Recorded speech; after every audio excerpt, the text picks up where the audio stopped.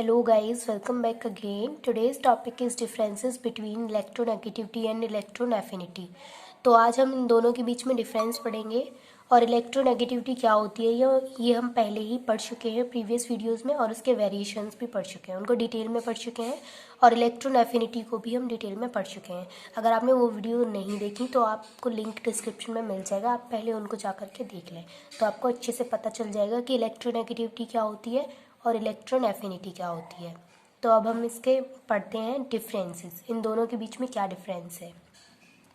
तो इलेक्ट्रोनेगेटिविटी के बीच में फर्स्ट डिफरेंस क्या है, it is the tendency of an atom in a compound to attract covalent electron towards itself. Electronegativity क्या होती है, किसी एटम का इलेक्ट्रॉन पेयर को अपनी तरफ अट्रैक्ट करने की जो टेंडेंसी होती है उसको कहते हैं इलेक्ट्रोनेगेटिविटी। लेकिन यहाँ पर आपको एक चीज़ ध्यान रखनी है, यहाँ पर जो एटम होगा वो आइसोलेटेड नहीं होगा, बॉन्डेड स्टेट में होगा, वो इलेक्ट्रॉन पेयर को अपनी तरफ खींचेगा। ठीक है, अब इलेक्ट्रॉन एफिनिटी क्या होती है, it is the tendency of isolated atom to attract an electron. ये जो मतलब किसी एटम की किसी इलेक्ट्रॉन को अपनी तरफ खींचने की जो टेंडेंसी होती है उसको कहते हैं इलेक्ट्रॉन एफिनिटी। लेकिन यहाँ पर जो एटम होगा वो आइसोलेटेड होगा, अकेला होगा और वो इलेक्ट्रॉन को अपनी तरफ अट्रैक्ट करेगा, इलेक्ट्रॉन पेयर को नहीं, इलेक्ट्रॉन को अपनी तरफ अट्रैक्ट करेगा। यहाँ पर जो इलेक्ट्रॉन एफिनिटी वाला जो एटम होगा वो आइसोलेटेड एटम होगा और इलेक्ट्रॉन को अपनी तरफ अट्रैक्ट करेगा।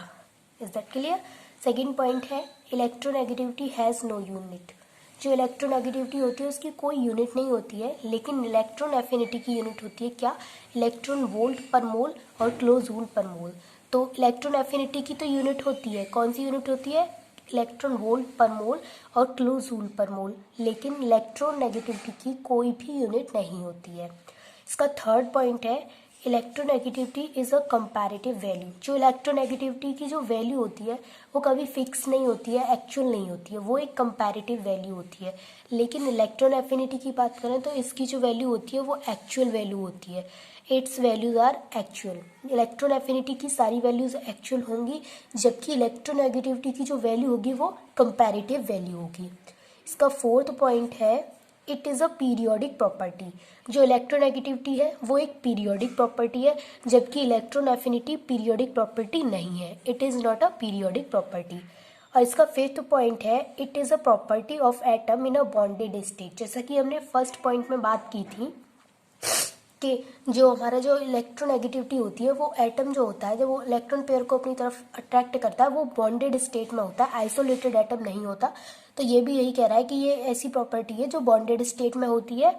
और इसका फिफ्थ पॉइंट क्या कह रहा है, it is the property of an isolated atom. ये आइसोलेटेड एटम की प्रॉपर्टी होती है।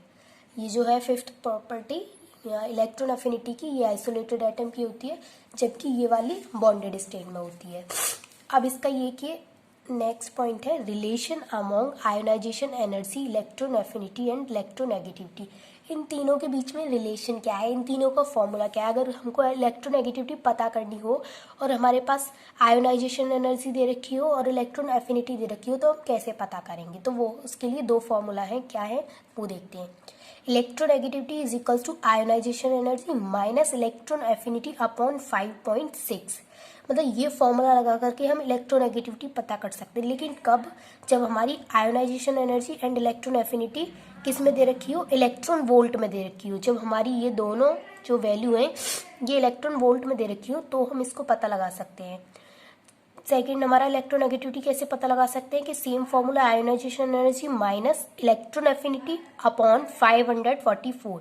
लेकिन कब लगेगा ये फॉर्मूला, जब ये दोनों हमारी किलो जूल पर मोल में दे रखी हो। तो आई होप कि आपको इन तीनों के बीच में रिलेशन समझ में आ गया और इन दोनों का इलेक्ट्रॉन एफिनिटी और इलेक्ट्रोनेगेटिविटी का डिफरेंस भी समझ में आ गया होगा।